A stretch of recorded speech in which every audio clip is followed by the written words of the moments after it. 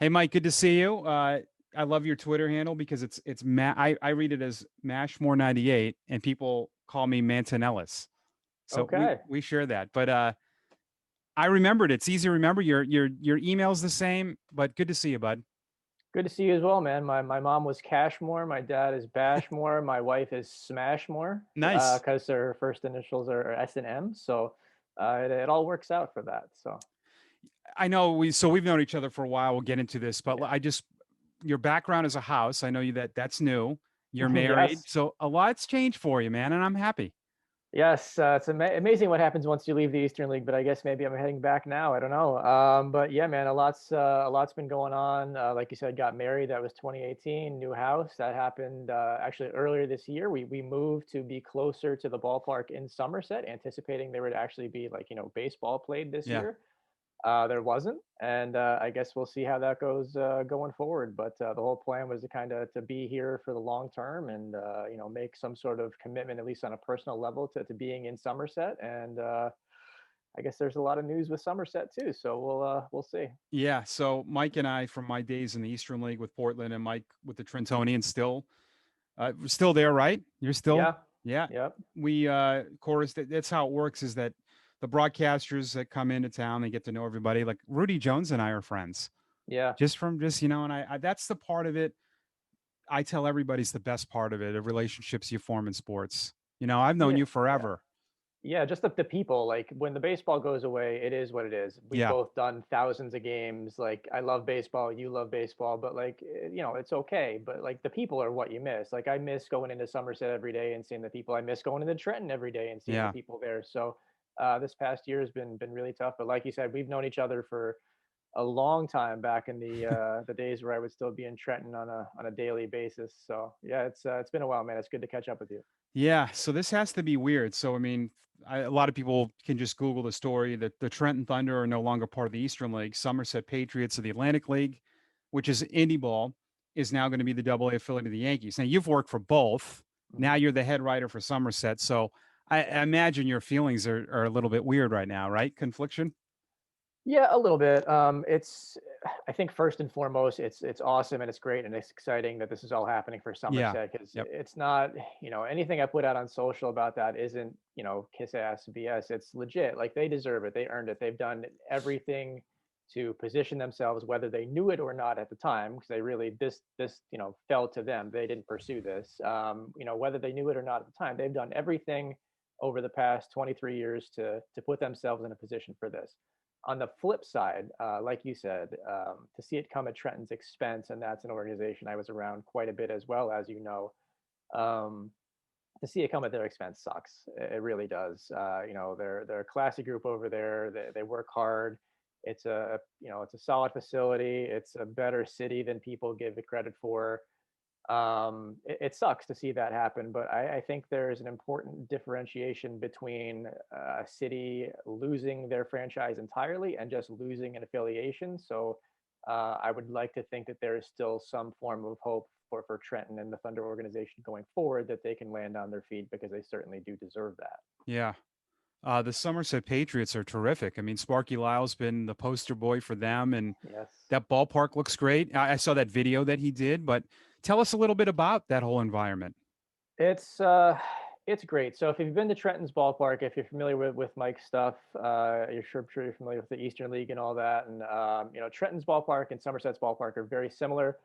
I know Trenton's ownership group tried to frame it as a bit of a socioeconomic issue, and there's maybe a little bit of validity there because Somerset's, the area there is it's a gorgeous area, certainly a very affluent area, but it just feels like one of those just kind of a postcard kind of area where everything is done right and everything just looks the way it should. And the environment there is awesome. The atmosphere there is awesome. Yes, there are your Wednesday nights against like a crappy team where you're going to draw 1,500 fans and it isn't what they're trying to put out there. But for the most part, it's pretty full every night. And for an indie ball setup, that isn't always the case. So I'm really curious to see what it's going to look like going forward. Maybe not so much in a pandemic where they're a little bit limited in capacity, but kind of going forward when slash if things get back to normal, what that place is going to look like as a Yankees affiliate, because I can't really imagine the atmosphere there being any better than what it has been over the past 18 years for me being there. But I can only imagine it's gonna be dynamic. I mean, you're gonna have affiliated players, like, for fans that have gone there, this is things we take for granted. I mean, all of a sudden, you're gonna see the Yankee logo everywhere, where I'm not saying that the logos of indie ball teams are not great, because they are, but I always like the fact that, in Portland, we had our great logo, but we had the Boston, we had the B, Yeah. we had Red Sox stuff. Now, you add the Yankee, and I think that anybody in the country could be a Yankee affiliate and work. Now Oh you add yeah. that, right? Yeah, I mean, let's be honest, they're printing money over there Sure. now by having the Yankees affiliate over there. I guess my concern would be a lot of people over in Somerset, the fan base in Somerset, a lot of the people there loved it because it was independent. It wasn't affiliated with Yankees Gotcha. or Red Sox or anything.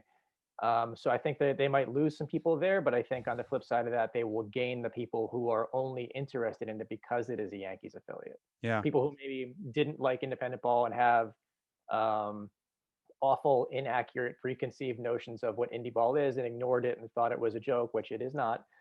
And maybe you get those people there who, had been avoiding the place for a while and say, "Oh, it's Yankees now. Oh, now I can go." So I Yeah. think there's kind of that catch-22 where you're going to lose some people and you're certainly going to gain some people. And I think that scale will tip way more heavily over to the gaining people. This is great, Mike, because you're giving both sides of it. I'm learning some stuff here too.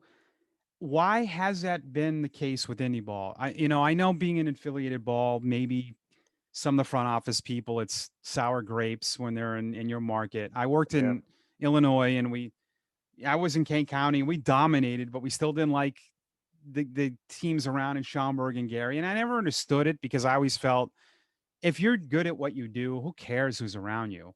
Um, why does indie ball get that reputation? Oh boy. I could Is get it myself. because of the players or not? No, I could get myself into a lot of trouble here. I think a lot of it is kind of like you said, you know, who cares what's around you, right? Like Yeah, Trenton, I like a lot of people there. Like I said, great organization. Nothing bad to say it about anyone individually, collectively there, anything. But there were a lot of people there who were very publicly anti indie ball, and I don't yeah. know if it's because they saw it as a threat or if they felt like, from a territorial standpoint, and obviously there's a lot of the legalities of where teams can be from a territory standpoint as it relates to the big league affiliates, can be, but um, Well, maybe even just like the fans' perspective. We can get off the front yeah, office. Yeah, yeah. I don't know. There's always been this kind of antiquated BS kind of like, oh, these guys suck. yeah, They're washed up. It's a bunch of D2 guys who are going nowhere. And you actually look at it, even really at any level of indie ball, not necessarily just the Atlantic League, but what the Frontier League is doing, what the American Association is doing, and the numbers that all of those leagues collectively have sent back to minor league baseball and ultimately sent back to big league baseball. That's not true. So I just think it's just a lack of being willing to educate yourself on what it actually is versus what people tell you it is, and you just kind of blindly believe it. yeah. If you go to some of these games, and you've been to indie ball games yourself, if you go to some of these games, it's good baseball. Well, the thing I love about it, so I follow you, so I'd see these random guys. I go, geez, I remember him playing Yeah, here, or I saw him here. But it's like the college thing. Like I would, a few off seasons ago, I was doing Division 3 basketball, and it's all about winning. Where yeah, in affiliated ball in the minors, it's not. And I know that no, it's about development, and it should be. And I don't have any issue with that. I mean, the Red Sox have a couple guys that they want to get better. It's about them. But in indie ball, all hands on deck. You're playing to win. The game's different, right? You're going to pinch hit. You're going to pinch run. So that element of it will go away in Somerset. So that, to that part of fans you're talking about, it's going to be different being an affiliated ball. yeah. On the flip side of that, it's always I'm really, there's always that kind of saying like, don't look at the comments. But I've been looking at the comments on a lot of this and looking at the replies on a lot of this, and a lot of what I see is, oh, Trenton was a winning organization. The Yankees could care less. if Yeah. Trenton won or not, all they care about is whether they're developing their players or not. And that was some of the concern with what's been reported with facility issues and Yankees not really necessarily being willing to send some of their bigger rehabs there with issues with the mound and stuff like that. So never affiliated baseball, as you said, wins and losses for the most part, and the guys care. The guys on Definitely. the field absolutely 1,000% care. But from an organizational standpoint, doesn't matter. No. And I think the coaches want to win. I mean, I think Yes. it's better, but I see both sides of all of this, and I totally see where the big league team, and it has to be. I mean, you think about it, the general fan, they wouldn't want guys to be held back in the minors Right. to win there. I mean, they want them to the big league club. But yeah, so this dynamic is very interesting. I was telling somebody Major League Baseball signed this agreement with the indie ball. Was it all about the rules, or was this stuff coming maybe? I mean, because I obviously am not naive to think that this was not happening 3 4 years ago, potentially. Yeah, I think part of it was to kind of serve as kind of like you said, kind of a testing ground for some of the Yeah. rules. But I think the ultimate point they wanted to get to was this, where they could kind of become kind of more of a larger partnership and perhaps maybe integrate some of the indie ball teams to indie ball. But on the flip side of that, also kind of when they were getting to that process of weeding out some of the minor league teams that they didn't want to also create kind of a spot for them. Because I think you're going to see some of the minor league franchise. I know Staten Island has been approached about that. Trenton has been approached about that. And there's no chance I see that happening. But there's been some franchises that are already known to be heading out that I think will, through that partnership, kind of be kind of slid into some of these indie ball slots. Now, does Major League Baseball, they want to keep indie ball, right? Yes, yes, which I don't think always was the case, but I think over the past couple of years, and especially with the rules partnerships and stuff lately with the Atlantic League and what a lot of teams in the Atlantic League have kind of pioneered, Somerset being one of them, and that's probably a big part of what got a lot of people's attention was, how close they are to the city and how Yeah. accessible they were to the big leagues and doing a lot of these rules. Yeah, it's interesting to kind of see the shift in how Major League Baseball has viewed independent baseball over the last couple of years, especially, and has really seen that value in what they can bring to the table as a whole. I have my theories about it. I mean, I think of Rich Hill right off the bat. Rich Hill Sure. went to indie ball to start. There's no chance in the world he's starting if he signs on with a AAA team. They're not going to probably let him start because they probably have guys they want to start. He started indie ball because I don't know if that's what he wanted to do or what the team wanted to do, but look what happened to him. Yeah, And that's I a remember. huge guy that came out of indie ball. Yeah, I remember. Uh, I was in Long Island with Somerset, and it was a couple days before he was set to debut with the Ducks, and I, asked Mike Pollock, the Ducks media relations guy, to talk to Rich, and we had a great conversation about it. And yeah, it was a big thing for him to just be able to start somewhere because I think a lot of teams didn't really view him as a starter. He was kind of up in age. He was probably what, mid 30s then, Yeah. right? Yeah. He was a lefty kind of specialist guy. Yeah, and he went out for Long Island, and if you look at the numbers, he shoved, and he was quickly picked up out of there. And without independent baseball, what is that guy's fate? He's either taking a job somewhere as a lefty specialist guy, like you said, where he's just going to flounder and make a big check and never get a chance, or he's going to sit on his ass on the couch and do nothing and say, you know what, screw this, I'm done. Yeah. What Indie Ball gave him and what Indie Ball has given a lot of guys is kind of that second, that third, that fourth, that fifth chance to let this thing click. And yes, in reality, Indie Ball is where the majority of careers go to quietly die. That is the truth.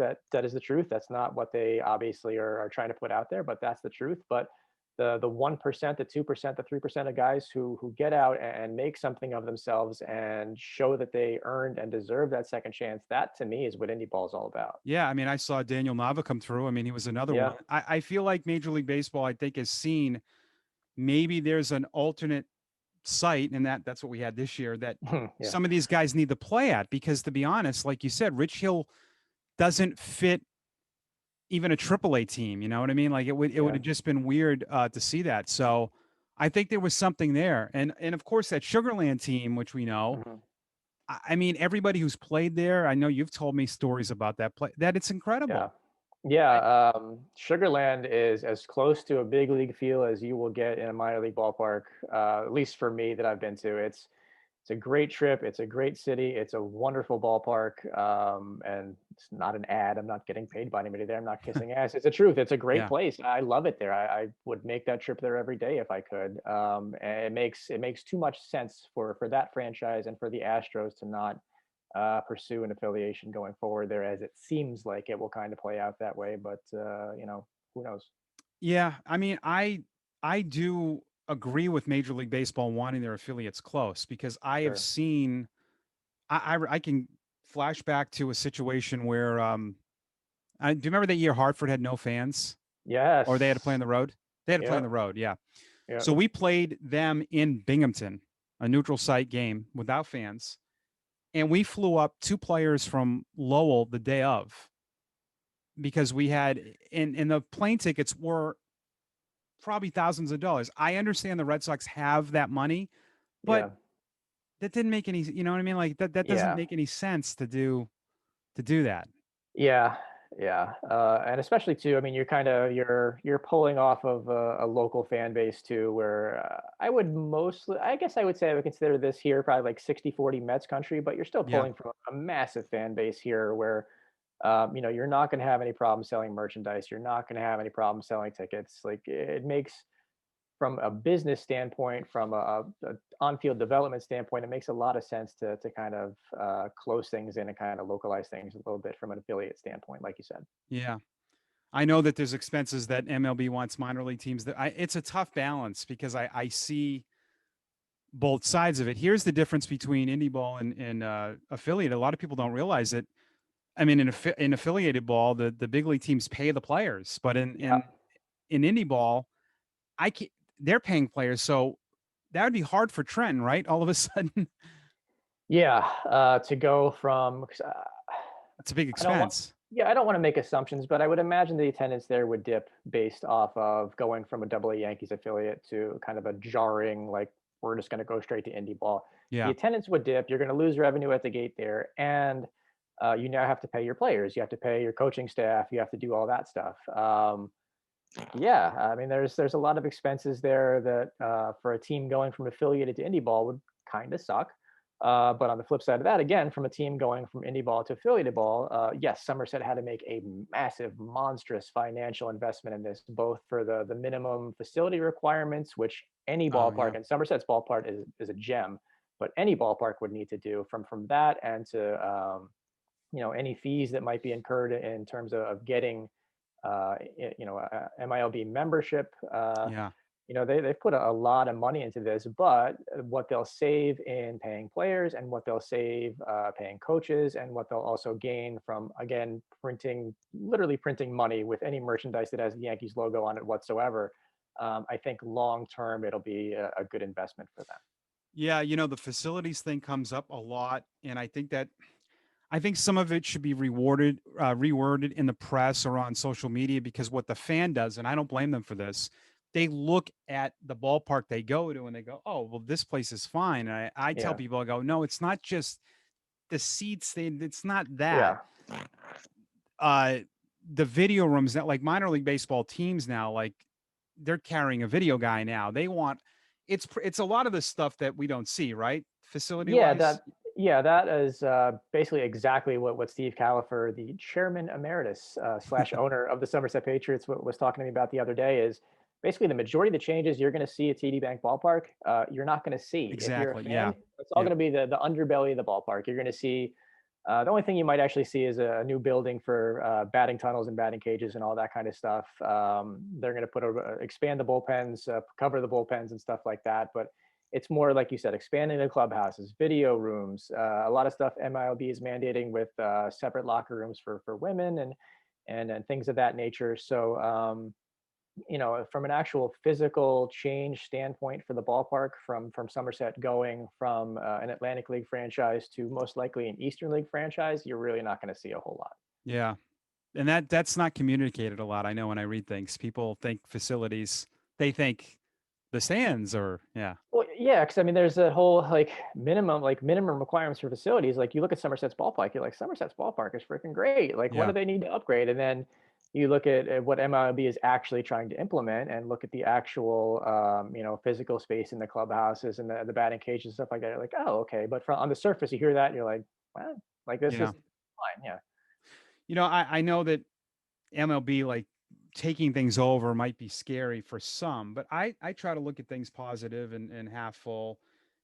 Minor league teams might, though, through their resources, be able to get some revenue avenues through for them, because I wonder if sponsors, they talked about maybe sharing some sponsors, some national sponsors. Yeah. So maybe some, a lot of good could come out of this, and obviously they'll be more invested for their minor league affiliates, right? Since they're getting a hand in it now.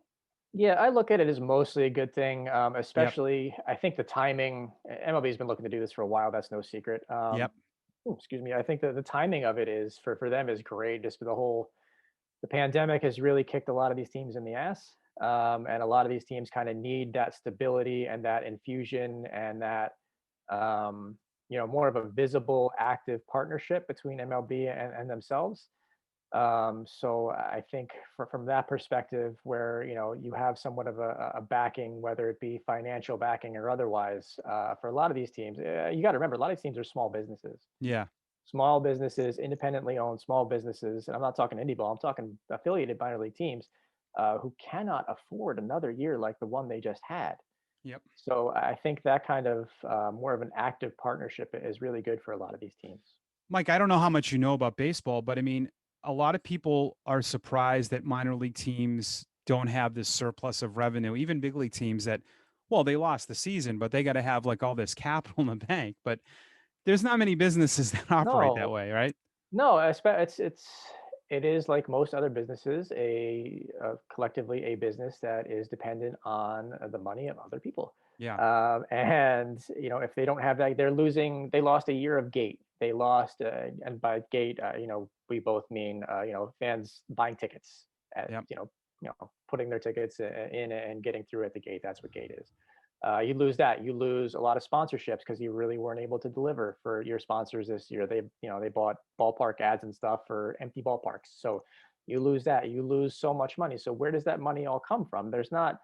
It's not like everybody in a minor league office is just sitting on a pile of cash that they can just, hand out as they need. And it sucks because you see a lot of people furloughed and let go. And a lot of my friends who had kind of moved on, a lot of Somerset interns who had moved on to kind of full-time jobs, in minor league baseball for this season, lost those. That Yeah. sucks. So um, I think we all kind of want to see things get back to normal as soon as we can and as safely as we can, so we can kind of maybe see those financial reservoirs build back up. Cool. I want to switch gears to the NFL, but they seem like they are just going to plow through the season, huh? COVID or not, huh? Yeah, yeah. It's interesting to kind of see the whole expanded playoff possibility. Like if we lose games, we'll expand the playoffs. So if you're a team that's on like the bubble of making the playoffs, like do you just have a random outbreak so you can try to squeeze into the playoffs like through one of Oh those extra yeah. spots a couple weeks later? Like Yeah. obviously I'm kidding with that, but it's yeah, they've. I think with that amount of players and staff that a professional football team is going to have, you're going to have a lot of COVID related issues. But yeah, that gravy train just keeps on rolling Yeah. no matter what. I'm a little bit surprised.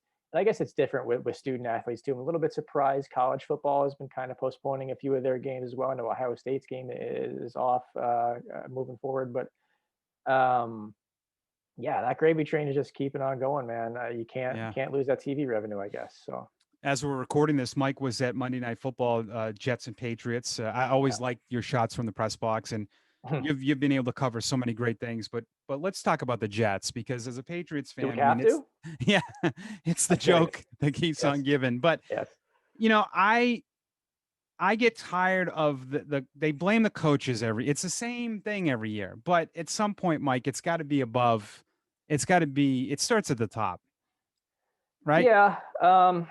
I mean, to be fair to Joe Douglas, and he's the Jets general manager now. But even Like, above him, right?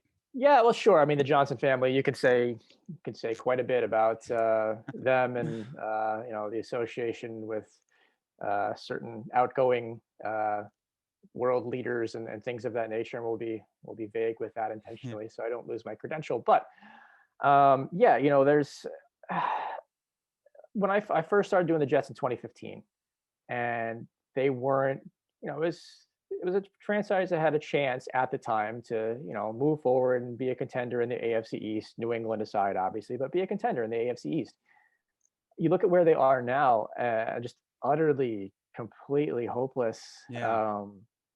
They have all this cap space, and that's great, but what free agent are you going to get to go there that a wants to be in that environment where you are years, literal years away from competing in any sense, the division, the conference, the league as a whole? You're light years away. What guy are you going to get to?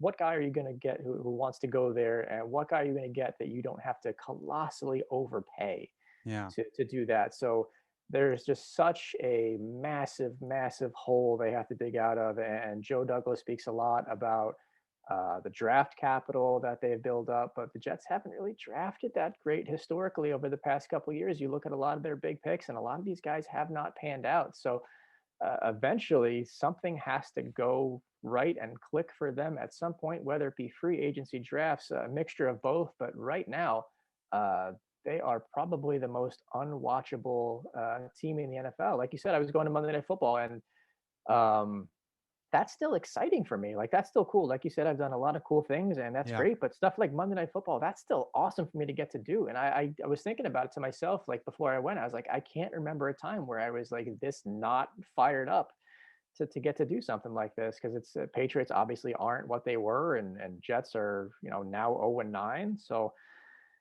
yeah, it is what it is, but it's still an opportunity to cover an NFL team, and something I never thought I would get to do kind of earlier in my career when you and I were hanging out back in Yeah. the Portland Trenton days. So it's something I don't take for granted. And as much as I make jokes about the Jets and their record and stuff, like they've always been extremely gracious to me and always credentialing me, and especially in a situation like this where media is very, very, very restricted in the pandemic, they still let me come out on a very short list. So ultimately, nothing bad to say about them as a whole, but Yeah. on the field, the record speaks for itself.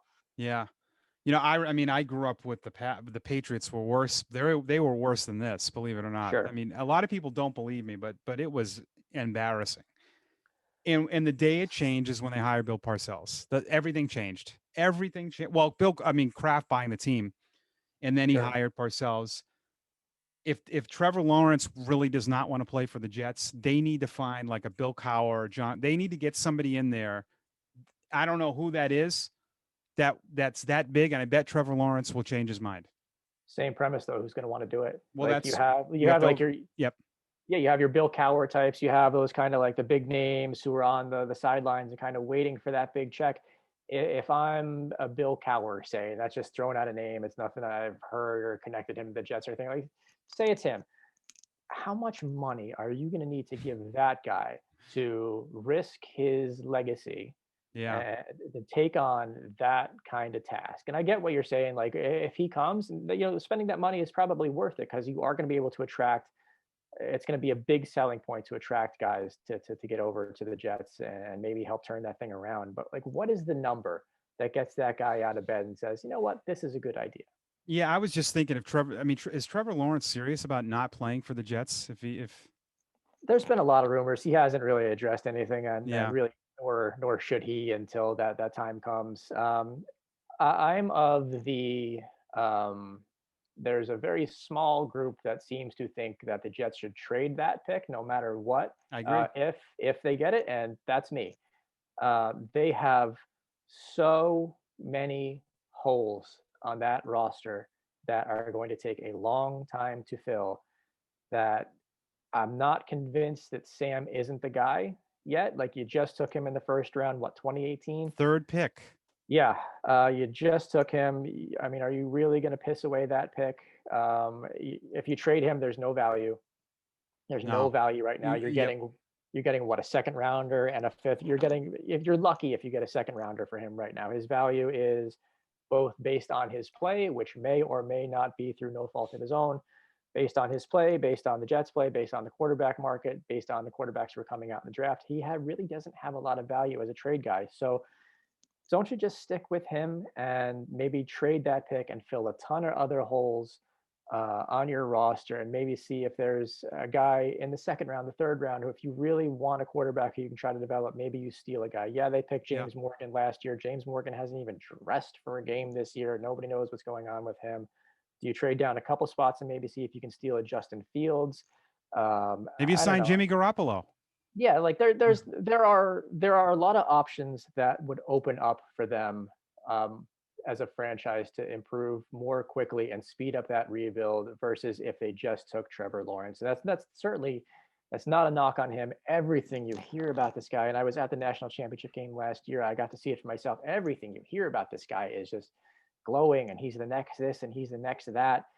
Um, but it's a crapshoot like it is for anybody else. I think Yeah. we've all heard about guys, even on a baseball standpoint. We've all seen these super prospects, guys who are hyped to the freaking moon, especially in the Red Sox system and the Yankee system that you and I are familiar with. Yep. Guys get hyped to the damn moon, and the reality isn't always what is projected. So it's a risk no matter what you do. But for me, in the short term at least, trading that pick, depending on what you get, obviously too, but trading that pick is the way to go for me.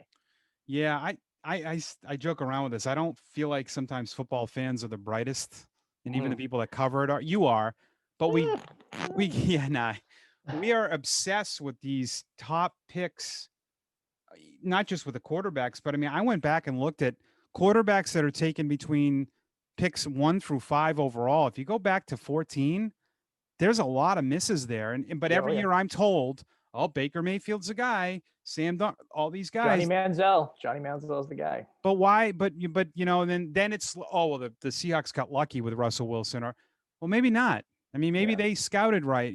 I agree with you. I don't know why. I know that position's important, but you could get a boatload for that pick. Yeah, I mean, there might not be any better example than Tom Brady, Yeah, really. I mean, look where that guy went, and yeah, I mean, look what he's done for the last 2 decades. So obviously, not everybody's Tom Brady. I mean, that's a one in a million thing. Might not even be a good example, but um, the pieces that you would get in exchange for a first overall pick are massive, yeah, massive, massive, massive. So, and you still have that cap space too. Like you said, yeah. you could sign a Jimmy Garoppolo. You could go out on the free agent market and fill a lot of those holes that way. So I don't know. But I I, know why they don't do it, because Trevor Lawrence brings in hope. I know why NFL oh teams yeah, do this. Yeah, it's tickets. yeah, Yeah, yeah. I mean, they know what the outside perception of them is. There's yeah, no doubt about that. I mean, yeah. everybody knows that the thought is that the Jets suck. There's no getting around that, obviously. And Trevor Lawrence would give a lot of hope, and he would give people a lot of reason to spend money on merchandise and tickets to go see him. Yeah. So, Mike, how did this career all start for you? Oh boy. Was it all by accident? Yeah, more or less. I didn't know what the hell I was going to do with myself after high school. I graduated in 2001. I was basically killing time at community college, Raritan Valley Community College. I am sure I am losing some speaking engagements there when I say I hated it there. It was like high school with old people. I did not like it. But there were some sports marketing and sports journalism classes there that I was fortunate enough to take, and kind of met a kid named Scott Stanchak, who I'm not sure if you're familiar with or not. He's No. a big shot at the NBA now. Okay. Uh, but I happened to be looking at some photos that I'd taken from going to a Somerset Patriots game on the computer at the time, kind of killing some time in class. And he's like, "Hey, these are pretty good. Like, do you want to come help me out? There one day," because he was covering the team at the time. I'm like, "Yeah, sure, why not? Like, what do I have to lose there?" And 18 years later, I guess here we are.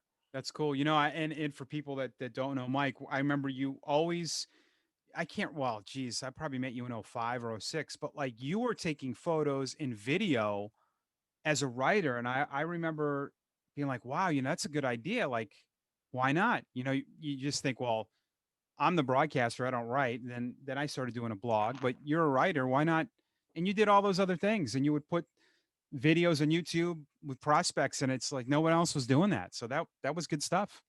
Yeah, I didn't. I look back on how I did it back then. I'm like, oh, like I didn't always do it the way I do now, which I feel like is mostly the right way to do it. But yeah, I would like to think I was a little ahead of my time back then because I always kind of realized like I would read all like these prospect handbooks and like those websites and blogs, especially back at that time when everything was really blog heavy. I would read all this Yeah. stuff, and it's like it's all opinion, opinion, opinion, and like it's great. Like I respect a lot of these people, but like I want to see it for myself. So the easiest way I could do that and try to do that for other people was to shoot video and be like, hey, like you can read all the stuff and you can say, he has a clunky arm action or whatever. Like, hey, here it is. Judge it for Yeah. yourself. Like, read all you want, but judge things for yourself. It's always better to actually see things for yourself and form your own opinions, a la indie ball, than it is to base it on what other people have to say.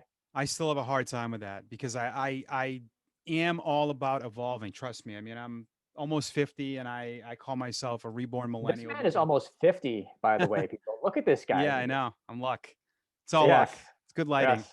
But Yeah, good. But you've had a lifetime of good lighting then, sir. yes, yeah. But I mean, I love, I bought a new gaming computer, like I'm on Twitch, I'm on, I have all the fun stuff. But I still think with sports, if you cannot watch and decipher things Yeah. and just make opinions without watching, I don't want to say you lose credibility, but it's not fair to even yourself. Like I've watched guys and I say, I don't care what this report says. I people tell me Alec Boehm can't play third base. I saw him in Reading for 3 games and said he's a big leaguer. Now Sure. I don't think it was anything like. I think I could bring my niece who's 10 and she could go, yeah, that guy's pretty good. But Yeah. there's this reluctance to watch, and whether that's just maybe because we're in it, so we know a little more and we watch more. Yeah. But how do you feel about it? I mean, I feel like a lot of what gets done is like these early opinions come out, and instead of watching with an open mind, you're watching to see if you can confirm those early opinions. Like yeah, you see, like say, like Alec Baum. I've never seen Alec Baum play. Obviously, I know who he is, but I've never seen Alec Baum play. But say the opinion out there was, oh, this guy can't play third. You watch him take infield, then obviously that's important too. Do your work, like get there hours before the game and do your work. Don't just judge him what he does in the game. Do your work, but he takes infield and he bobbles one ball or he throws one ball away, like, you know what? They're right. This guy sucks. Don't, no, no, no, no. Don't do that.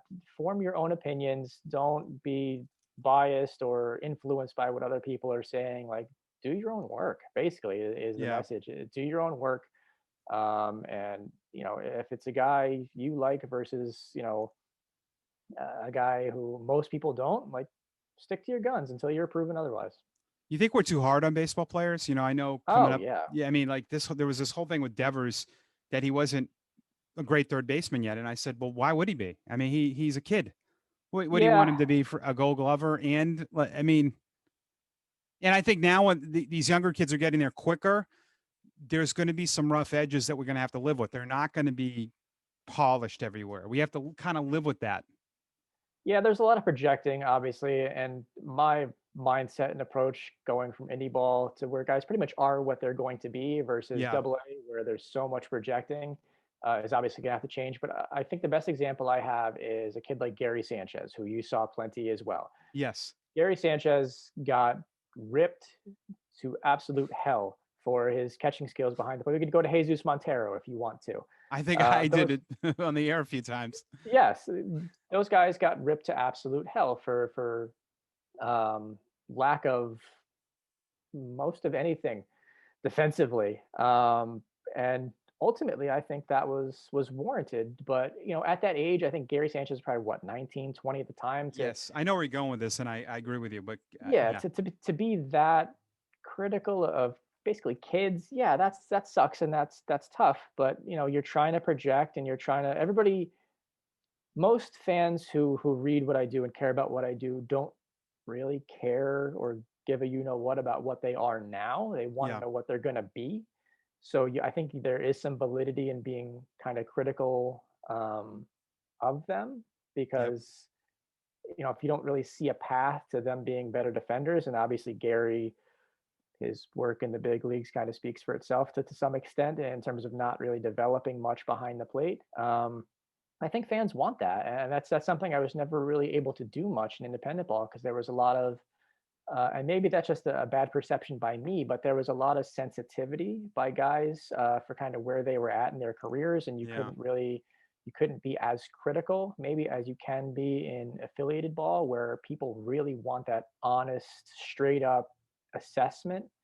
So it's going to be kind of um, a different mindset and different perspective for me going forward. Assuming I get to do this going forward too, that's I not hope. really a given either. But yeah, I mean, I'd be kind of curious on your perspective too. I guess it's kind of on the whole Devers thing and all that kind of stuff, just in terms of how critical you were able to be. I guess I'm willing to be on air of guys who you thought maybe weren't developing or weren't what they were advertised to be. Yeah, I really wasn't critical. It's just never been my thing. Yeah. I think the older you get, the further removed you get from being that age. And like with Gary Sanchez's example, you got to think at that age. I try to put myself. I wouldn't care about playing defense either. You're in the Yeah. Well, you know you're on the doorstep. You got to hit. yeah, I mean the defense is important to a point. If he hits 180 and he's throwing out 50% of runners, he's still in Double A. sure. So you got to think at his age, he's thinking, I'm just going to hit. And maybe he was lazy a little bit, but at that age, you understand that. I've just seen the path. Everyone wants it to just go this way. It doesn't. Yeah. It goes up and down. I mean, Andrew Benintendi he's had a bad year plus, where no one thought this guy would ever struggle. But baseball is, I think, brutal. I really do. I Yeah. think I it's a hard, remember. these guys in the NFL, the guys that are good, they're probably going to be good. Drew Brees is probably going to be good next year. In baseball, a Drew Brees guy could hit 200. Sure. Yeah. Yeah. You know? Yeah. I just remember a lot of guys kind of in your system when I was really coming up doing like your Justin Mastersons, your Yeah. Daniel Bards, your what was his name? Murphy? What was his name? Yeah, The David Murphy. Yeah. yeah, David Murphy is a nice guy, but there's a lot of guys were just kind of like up and down and up and down and up and down. You didn't really know.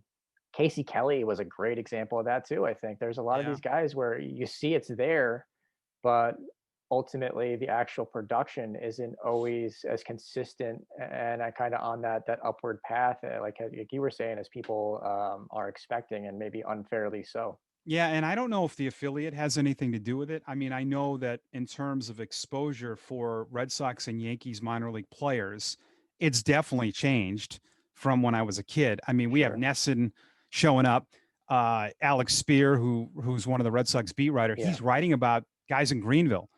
It's which I think is good for them ultimately, because I don't think you want to just be like, from a hick town in the minors to Boston. Yes, yeah, especially in that market too. There are Yes. markets where I think you can get away with that, like Yeah. A Boston market, and a New York market. No, you can't. That doesn't fly. If you guys don't know their ass from their elbow and what they're supposed to say, that's not going to work. No. So I think it's yeah. I mean, I think it can go both ways. I think it's can be smothering and can be tough. There's a lot of expectations on all of those guys that are in that prospect book, whether it's fair or oh unfair. yeah. I mean, I know that they feel it. And I'll give them credit. They do a good job at not acting like it bothers them, but it has to. Yeah, because I mean, they're asked about it all the time. I mean, you were in Yeah. Trenton a ton, and you saw the amount of media that we had there. It was 6, 8, 10 people every night. Not a rehab. It would be freaking 50, 100 people, depending on who it Yeah. was who was showing up to get back to the big leagues. But they're asked about this stuff all the time. It's always the same standard questions, and it's the same cliches and the same crap. I'm sure I'll fall into too when I get back to Yeah. doing this. It's, oh, you were drafted in this spot. Tell me about that. Oh, your signing bonus was 4, 5, 6 million dollars. Wow, what's the pressure like there? Baseball America has you as the fourth best prospect in their system. Is there any pressure on you there? Like, whether they think about that or process that or not, it's always in their face. Yeah. It's hard for me too, because I form a different relationship with these guys where Sure. they become like family. And I've had some rough moments where I've seen guys cry on the bus after it happened in Trenton. Stomy Pimentel was Yeah. in tears after giving up like 9 runs in 2 innings. And he was, like the next coming, and he knew that.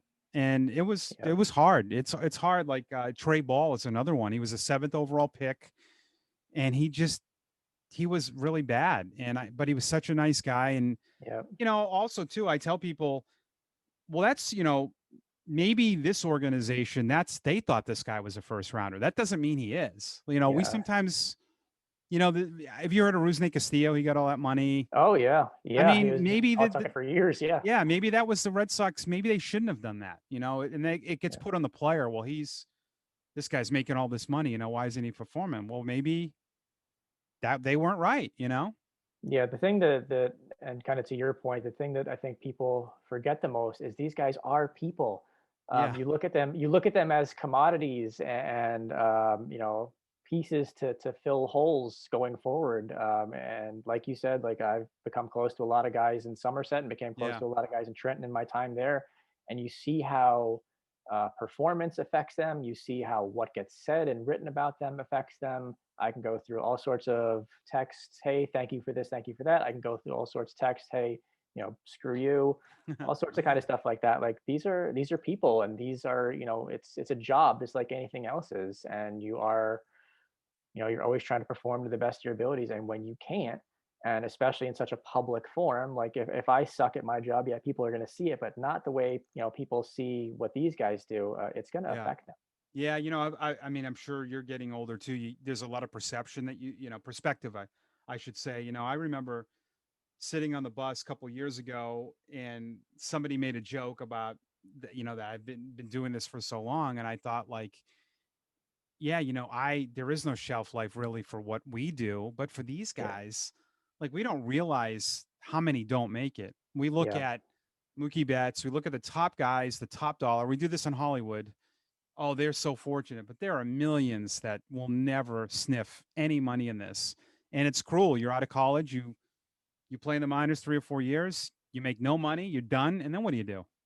Indie ball. Yeah, any ball. Yeah, Yeah, that's the side of the game that I got to see a lot. Is yep, there you Yeah, there would be a lot of kind of anonymous guys like your 20th, 30th, 40th round picks, your undrafted guys, but there would be a decent amount of guys who were high round picks who got a lot of money and just one reason or another just flamed out, yeah, injury or sorry, they sucked. There'd be a lot of reasons you would see those kind of guys there, and you would worry about that kind of guy because all they've ever done, all they've ever known is baseball. And some guys you would talk to, and you could see there was a lot more there. Some guys no. So once baseball's over, what's there for you? Are you just living off your signing bonus and just sitting on your ass at home all day? Is there yeah, another path to get you to a second career? Like there are so many interesting stories that you would come across in indie ball of guys who are kind of getting towards the end, kind of that 96, 97% of guys who maybe weren't going to get that second or third chance that I think I'm actually really going to miss about getting to cover the Atlantic League is every guy. It's not to say that guys in affiliated ball don't, but every guy in indie ball had a story, and that was yep. something I really loved being able to do and get to tell for some of these guys. Could Major League Baseball ever incorporate where they do send some affiliated players to indie ball and do some type of co-op, or would they not want to be involved? I don't know. I actually asked about that last year because Somerset had done a thing, a sort of like in-house league where they created a team. It's called the Bridgewater Blasters and Jersey Blasters, and kind of had two teams where they would play in front of a socially distanced crowd. And they got a couple affiliated ball guys. They had a catcher from the Mets. They had a couple guys there who were under contract to major league organizations who were still able to play in independent ball. I know Sugarland did that too with their Constellation Energy League, but Yep. a lot of the things I heard were that the organizations were kind of dictating how much you could play this, like everything that we deal with in minor league baseball. You have to play guy X this amount of games. He has to hit here. He has to do this. He has to do that. Independent baseball, like you said earlier, the whole goal is winning. They don't give a piss about developing anyone down there. They all are what they are. So it would be hard for me to see that relationship working with kind of a mix of guys who really desperately need that second opportunity being kind of mixed with a group of guys who, whether they're hitting or not, or whether they're pitching well or not, are going to get those opportunities regardless of whether they earn them or not. Yeah, good point. Is hockey is that your number one? Yeah. Yeah. So my best friend is one of my best friends, Bob McGilligan, the voice of the Blue Jackets. Sure. Hockey people are different, and I don't mean this in a bad way. It's a special group. I admire how much well, I shouldn't say people who are in it, how much they love it. Yeah. And it's like it seems like it feels fresh. Where I think baseball people they get tired of the season. We've had Yeah. enough. But hockey, you guys never seem to get enough of it, do you?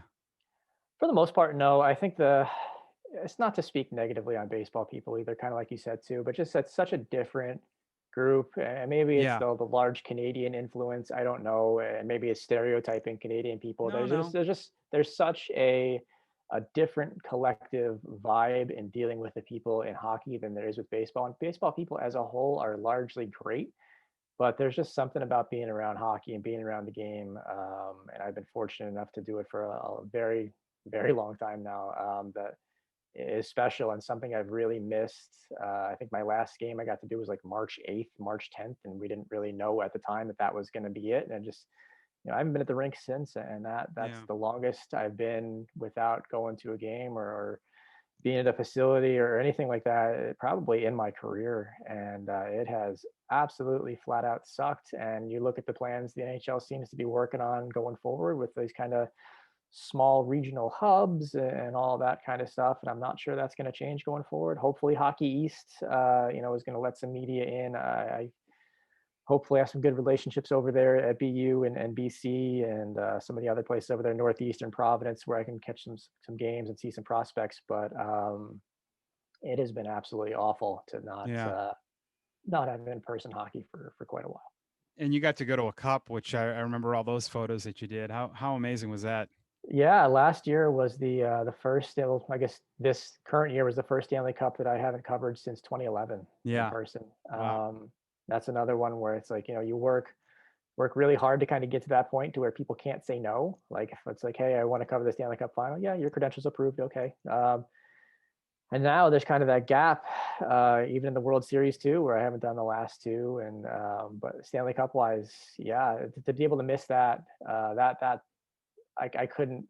I didn't watch a second of it. I didn't watch replays. I didn't watch Twitter videos. I didn't watch GIFs. I didn't. I couldn't. I just couldn't bring myself to do it because it hurt Yeah. that much and it sucked that much to not get to be there after 8 straight years of doing it and knowing that. And again, it's the conditions of the pandemic. There's far bigger problems. This is first world problems. This is just me whining and bitching as a sports writer. But to not get to be there over something that I didn't make that happen. That's I didn't deserve to not get to go. It just kind of went that way. That sucked. That really hurt to not get to be there this year. Yeah. Hockey live is the best sport live. I don't know Oh why. yeah, It, yeah. it is. It just, Hardest to cover too. Hardest to yeah. cover. I can put my head down baseball wise for, and again, it's no disrespect to baseball, it's sport. I can put my head down for a half an hour, and realistically not probably miss anything that's going to affect my game story one way or the other. I do that for 5 seconds in hockey, and I can potentially be screwed. So what do you do? Have you learned the hard way? Oh yeah, especially at the minor league level too. Like I was the Trenton Devils slash Titans beat writer for 5 years, and like we didn't have replays there. Like it wasn't like in the NHL now, where if I do miss something, or if I'm on my phone or I'm on my laptop or whatever, and I miss something, like I can look up and like, oh, okay, I'm good. Trenton, I couldn't do that. So you were always like just laser focused. Whereas in baseball, I think you kind of maybe get that tendency, and obviously not for yourself as a play by play guy, you can't. But for me, you kind of get that tendency to kind of zone out and not doze off, but just kind of like you know maybe miss a pitch or every here and there. Hockey, you just can't Yeah. do that. Yeah. You're right though about the guys. They are something. Do you think because a lot of them just they've been playing like this for so long so that when they go to the NHL, I'm not saying it's not a big deal to them, but maybe it's just something they expect to do. I don't know. It's like they don't seem really in awe of what they do. Yeah, I would agree with that. I think there's kind of like that built-in humility and maybe more of a built-in kind of leadership structure there as well, where if a guy does come in acting like he's hot, you know what, that'll Yeah. get squashed real quick within the room. Whereas I think baseball wise, maybe personalities are allowed to kind of separate and grow, whether it be positive or negative, a little bit more. But in hockey, it's such a team oriented thing. There's that sanctity of the room, so to speak, that I think is really big in that sport. That especially when you're talking to those guys, it really comes across. Yeah, hockey people are just they're really the best fans if you think about it because the loyalty. Yeah. I've noticed like with the Bruins, their season ticket base really hasn't changed in years, regardless of what happens, ups or downs. Those people are pretty loyal to their team. Yeah, I think football wise too, I see that a lot with the Yeah, Jets. yeah, yep, They're the fact that, and again, it's a chirp, and I get it's a chirp, it's a chirp, it's an easy joke, but the fact that a lot of Jets fans have renewed their season tickets year after year with the way things have been going, that's incredible to me. That yeah, fan base is fantastic and incredible as a whole, but to keep almost having that blind faith in spite of everything that they're seeing to continue doing that. Yeah, it's been incredible. And like you said, I mean, Boston, they have every reason to renew their season tickets over there with the way things are going for yeah, the Bruins lately. But I think it's just one of those kind of like generational things where once you have those tickets, it's such a commodity. Even for the Jets too, where once you have those tickets, it's such a commodity that you don't want to risk letting that go just in case they yeah. do turn things around. You know. It's the freaking NFL. They are the ultimate casino dealer. That's what I call them. They Yes. win regardless. The pandemic happens and they were the last sport to start. And I knew this. I thought they'd have fans, but it's like anything they do now. They change the rules. That worked 1,000%. They said, you know what, we're gonna open our arms to fantasy. Look what that did. Yeah. I mean, I'm a DraftKings FanDuel player, but they're getting a piece of that now. It's like Yeah. anything they do now, any game, tonight's Titans Colts doesn't matter. Everyone makes No. fun of these games, but the ratings are still through the roof. Yeah, like Thursday night football has largely been, with the exception of last week's game, Thursday night football has largely been a total dumpster fire. Yep, They know you're going to watch. exactly. First few weeks of Thursday night football have been absolute trash, but you're going to watch it because Yeah, it's the NFL. They could put Team 31 versus Team 32 on there. It could be Jets every Thursday. The Jets could be Thursday night football, and you'd watch yeah, because it's the NFL, and they know it. yep. I wasn't your state the first to legalize the sports book? Yes. I'm all for it. I truthfully like it's not BS. It's not me like trying to like hide stuff from my employers. I truthfully don't. I don't do the. I don't. I gambled once. I went to Yeah, Vegas. I put $10 on the Rangers once. I won. I'm like I'm gonna quit while I'm ahead. I'm there you good. go. I don't. Maybe I did it a little daily fantasy stuff, but I suck at that. Like It's hard, yeah. yeah, I focus so much. I have buddies who are good at it, but I focus so much on what I'm doing, which is usually away from the realm of affiliated stuff. Obviously, that's going to change going forward, but Yeah, my focus was always on indie ball. I'm not going to bet on big league stuff because I won't say I didn't care, but I didn't pay attention. So yeah. it's never been a big thing for me. Regular fantasy football, sure, but the daily stuff, I don't know. Maybe it's not having money and being a broke ass sports writer, but I've never really been into it. Stay clear. Stay. I'll give you that Yes, advice. Yeah. So for those watching on YouTube, you got a Red Sox hat. Were you at the World Series in 18? that was my lab. My first World Series and my last World Yeah. Series were both at Fenway. Yeah, And you got a Super Bowl jacket on, right? Or yeah, fleece? yeah, yeah, Yeah. Man, you've come a long way, huh?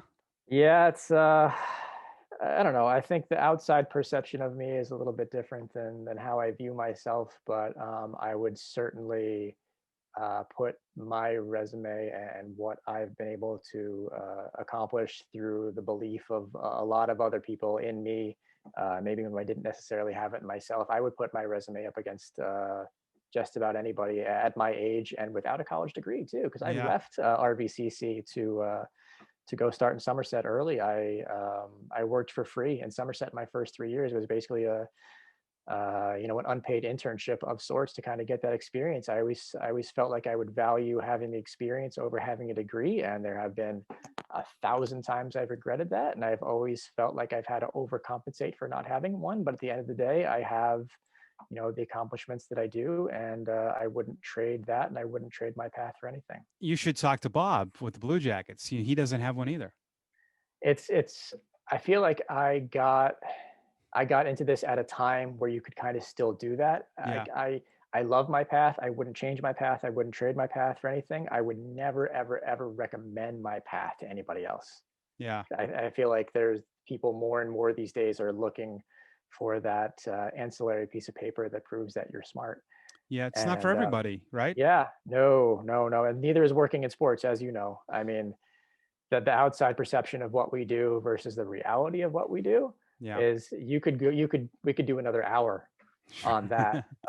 It's I'm sure you've heard, oh, you get paid to talk about baseball. That must be cool. And like, yeah, it is, but you don't see the other 99% of what goes into what you Yeah. do to prep and the The hours, schedules. Yeah. yeah, the hours long bus rides and the hotel stops and Yep. hellhole cities you don't want to be in. People don't see that stuff. Being away from your family, the perception of what the money is Yeah. interesting versus what it actually is. Yeah. So there's a whole lot that people don't see. So I don't know why I went off on that tangent, No, but no. And it's good because it kind of leads me into as we wrap this up. I really like to help younger people too. And I return everybody's call and I try yeah. to mentor them, but I do feel like there is this notion that you do need to be a hot take person. And I'm trying to tell Oh, people, just be yourself. Don't yeah. try to get, and I understand it too, because if you're on social media, you're seeing, um, I see articles that are clickbait articles, but I don't Sure. think that's the right way to do things. In the end, ultimately, there's too much of that. So you're competing with there's too much. Yeah, I think kids get influenced by a lot of what they see TV wise too. You know, Sure. Your Skip Bayless types, and it's not to crap on him because that's an easy target, but your Skip Bayless, your Stephen A. Smith, your hot take artist, kind of Colin Coward. While I'm trying to dunk on people, I suppose. Yeah. Your hot take artists who kind of get by doing that and have made a career out of that, and that's not there's only a select few people who can really get away with doing that. That's not the path to getting into this. And like you said, I try to help out kids when I can. I always chuckle when someone reaches out to me. I'm like, you don't want this from me. Like, there's got Yeah, to be it is someone weird. better. Yeah, Yeah, like yeah. you must have asked like the first 8 people and they said no, and like you knew that my stupid ass would do it. So Yeah. sure, okay, yeah, fine. I'll do your podcast. I'll do your college paper. I'll talk to you for however long you want about why you realistically shouldn't do this. Yeah. Yeah, I mean, I do my best as well, but the industry is a changing, that's for sure. Yeah. One final thing, Mike, you're a great tweeter because I know you and you have good sarcasm on there, but it's Hmm. fun to read. I love I told you this. I think I told you when you were in Trenton. I love your tweets. Right? When I send you like a message saying I like your tweet, yeah. Yes. You've had to clean it up a little, right? Yeah, a little bit. I've been told by quite a few people that my social media presence has held me back quite a bit. So I've done a lot to kind of dial that back a little bit, and I still will get into a lot of hot water with what I say on Twitter. But Ah, at the end of the day, I have to be true to myself, and for the most part, obviously there'll be some sort of filter that it goes through. But if it's on my mind and I feel like it's worth sharing, and can kind of help form some opinions and inform some people, it's probably going to go out there in 280 characters or less.